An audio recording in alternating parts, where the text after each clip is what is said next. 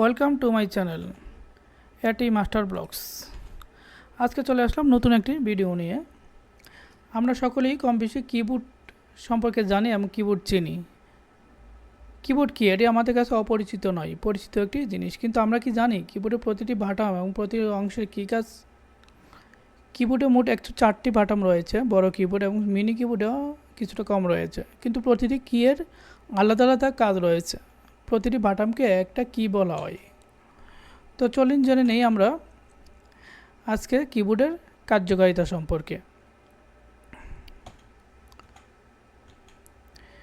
তো কিবোর্ডের কাজ কি, এখানে আমরা দেখতে পাচ্ছি একটি কিবোর্ড প্রদর্শিত হয়েছে। বাজারে বিভিন্ন ধরনের কিবোর্ড পাওয়া যায়। তো এটি হচ্ছে একটি বড় সাইজের কিবোর্ড এবং বিভিন্ন মিনি সাইজের কিবোর্ড রয়েছে, যার যেটা প্রয়োজন সে সেটা ইউজ করে। তো আমরা এই কিবোর্ডটির সাথে পরিচিত হই। এখানে মোট 104টি বাটাম রয়েছে। এই যে আপনারা যে দেখতে পাচ্ছেন এ বি সি এবং কিউ ডব্লিউ ই আর টি যে কিগুলো রয়েছে, এই যে মার্ক করা যে কিগুলো রয়েছে সেমিকোলন থেকে শিফট পর্যন্ত, এই কিগুলোকে বলা হয় টাইপিং কি। এগুলো দিয়ে মূলত টাইপ করা হয়। কারো নাম লিখতে গেলে, কোনো প্যারাগ্রাফ লিখতে গেলে, কোনো এসে লিখতে গেলে, লেটার কিংবা বায়োডাটা যে কোনো কিছু লিখতে গেলে এই কিগুলোর প্রয়োজন হয়। এই জন্য এই কিগুলোর নাম হচ্ছে টাইপিং কি। তারপর টাইপিং কির ভিতরে আপনি দেখতে পাচ্ছেন tab, caps lock, shift, control, Windows bar, ultra, shift, এগুলোর আবার ভিন্ন ধরনের কাজ রয়েছে। তো যাই হোক, আমরা সংক্ষিপ্তভাবে আলোচনা করি। এই কিগুলোর নাম হচ্ছে টাইপিং কি। আর এই F1 থেকে F12 পর্যন্ত যে কিগুলো আপনারা দেখতে পাচ্ছেন, এগুলোর নাম হচ্ছে ফাংশন কি। এগুলোতে কম্পিউটার বিভিন্ন সেটিংস এবং ফাংশনের কাজ করা হয়ে থাকে।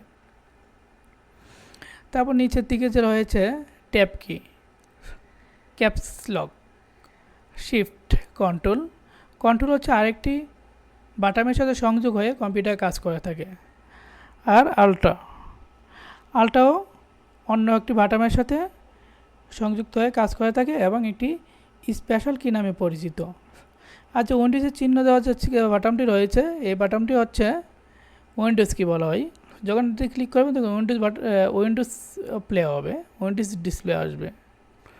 আর শিফট হচ্ছে মূলত কোনো সংখ্যাকে বড় হাতের কিংবা ছোটো হাতের করার কাজে ব্যবহার হয়। ধরুন আপনি এ লিখছেন বড় হাতের, তাই ছোটো হাতে যদি করেন তাহলে আপনি একবার শিফটে চাপ দিয়ে ধরে এতে চাপ দিবেন, তাহলে লেখাটি ছোটো হাতের হয়ে যাবে।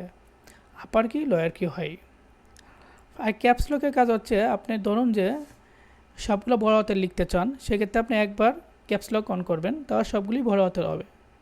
ধরুন আপনি সবগুলোই ছোটো হাতের লিখবেন, তাহলে একবার ক্যাপসলকে চাপ দিবেন, অটোমেটিক সবগুলো ছোটো হাতের হয়ে যাবে। তো শিফটের কাজ হচ্ছে একটা একটা করে আপনি বড় ছোটো করতে পারবেন, আর ক্যাপসলকের কাজ হচ্ছে আপনি একসাথে সবগুলোই বড় হাতে কিংবা ছোটো হাতে করতে পারবেন। আর ট্যাবের কাজ হচ্ছে একটি নির্দিষ্ট দূরত্ব বজায় রাখা। আপনি ট্যাবে ক্লিক করলে একটা নির্দিষ্ট পরিমাণ গ্যাপ সৃষ্টি হবে এবং এক কলাম থেকে আরেক কলামে আপনি খুব সহজে যাইতে পারবেন ট্যাবের মাধ্যমে। তারপর রয়েছে আপনি নিচের দিকে স্পেস কি। স্পেস বার হচ্ছে একটা শব্দ থেকে আরেকটা শব্দে দূরত্ব সৃষ্টি করা। স্পেস কির মাধ্যমে মূলত একটি শব্দ থেকে আরেকটি শব্দের দূরত্ব সৃষ্টি করা। আর কর্নার রয়েছে এসকেপ কি, ইএসসি। এসকেপ কির কাজ হচ্ছে কোনো কমান্ড বাতিল করা। যে কোনো কমান্ডকে আপনি খুব সহজে বাতিল করার ক্ষেত্রে এসকেপ কি ব্যবহার হয়। তো এই কিবোর্ডে আপনি শিফট কি দুইটা দেখতে পাচ্ছেন। যখন আপনি বাম হাতে কাজ করবেন তখন বাম হাতের শিফট কি ইউজ করবেন, যখন ডান হাতে কাজ করবেন তখন ডান হাতের শিফট কি ব্যবহার করবেন। এখানে একটি গুরুত্বপূর্ণ কি রয়েছে এন্টার কি। তো এন্টার কিটা হচ্ছে সাধারণত কোনো কাজ ডান ওকে কিংবা সাবমিট করার ক্ষেত্রে আপনার এন্টার কিটা ব্যবহার হয়। এন্টার কিটাও কিবোর্ডে একটি বিশেষ বাটাম, যা বাটামের মাধ্যমে আপনি এন্টার দিয়ে সাবমিট করতে পারবেন, এন্টার দিয়ে ওকে কিংবা এন্টার দিয়ে কাজটি সাকসেসফুল, এই ধরনের কাজ করে থাকে এন্টার কি এর মাধ্যমে। তারপর রয়েছে এখানে নাম্বার।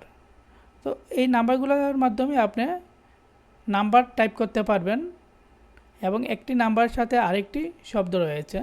একবার শিফট কি ধরুন আপনি 9, তো আপনি 9 যদি লিখতে চান সহজে 9 লিখতে পারবেন। 9-এর উপরে যে আরেকটি শব্দ রয়েছে ব্র্যাকেট, ফার্স্ট ব্র্যাকেট, তো আপনি একবার শিফটে ক্লিক করে একবার শিফটের চাপ দিয়ে যদি 9-এ টিপ দেন তাহলে আপনার ব্র্যাকেট আসবে। তারপর যদি আমরা হাতের ডানে যাই, ডানেও কিছু নাম্বার রয়েছে, এগুলোকে বলা হয় নাম্বারিং কি। এই নাম্বারিং কি হচ্ছে সহজে একটা একটা করে আপনি চাপ দিয়ে নাম্বার টাইপ করতে পারবেন। বাম দিকে যে নাম্বারগুলো রয়েছে এই নাম্বারগুলো আপনি লিখতে গেলে আপনাকে শিফট ব্যবহার করতে হবে, কিন্তু ডান দিকের যে নাম্বার কিগুলো রয়েছে এই কিগুলোতে আপনি কোনো শিফট ব্যবহার করতে হবে না, জাস্ট আপনি চাপ দিবেন নাম্বার উঠে যাবে। খুব সংক্ষিপ্ত এবং শর্টে আপনি এখান থেকে নাম্বার ব্যবহার করতে পারবেন।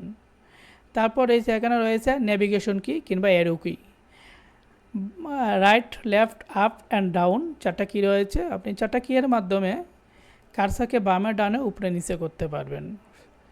তারপর এখানে আরও চারটা কি আছে একটু উপরে, এই চারটা কি হচ্ছে সাধারণত এটি হোম কি বলা হয়। এখানে হোম, এন্ড, তারপর আছে আপনার আরও চারটা button, home, insert, delete, page up, page down. এখান থেকে আপনি কোনো একটি বায়োডাটা লিখতে গেলে আপনি ডিলিট করতে পারবেন খুব সহজে, এবং আপনি এক লাইন থেকে পরবর্তী লাইনে চলে যেতে পারবেন ইন্ডের মাধ্যমে, হোমের মাধ্যমে প্রথমে চলে আসতে পারবেন। পেজ আপ, পেজ ডাউন এগুলো আপনি ব্যবহার করতে করতে শিখে যাবেন এগুলো কার্যকারিতা। দেন হচ্ছে উপরে আরও তিনটা কি রয়েছে, এই কিগুলোর নাম দিকে কম্পিউটার স্ক্যানশট নেওয়া যায় এবং বিভিন্ন ধরনের কার্যক্রম করা যায়। তো আমরা এখন টাইপিং কির ভিতরে আরেকটি কি এর কথা বলা হয়নি, এই কিটা হচ্ছে ব্রেক স্পেস কি। আপনি যদি কোনো লেখাকে ডিলিট করতে চান কিংবা কাটতে চান সেক্ষেত্রে ব্রেক স্পেস কি চাপতে হবে। তো আমরা মোটামুটি কিবোর্ডের সাথে পরিচিত হয়েছি এবং কিবোর্ডের সম্পূর্ণ সবগুলো কি নিয়েই মোটামুটি আলোচনা করেছি। যদি কোনো কিছু জানার থাকে আপনাদের তাহলে আপনারা নিচে কমেন্ট বক্সে কমেন্ট করতে পারেন। তো কিবোর্ড নিয়ে বিস্তারিত আরও আলোচনা ছিল, বিস্তারিত বলতে গেলে অনেক লম্বা হয়ে যাবে ভিডিও, তাই সংক্ষিপ্তভাবে কিবোর্ডে আলোচনা এখানেই শেষ করলাম। ধন্যবাদ আপনাদেরকে।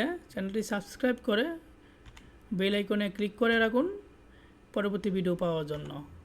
ধন্যবাদ, ভালো থাকবেন।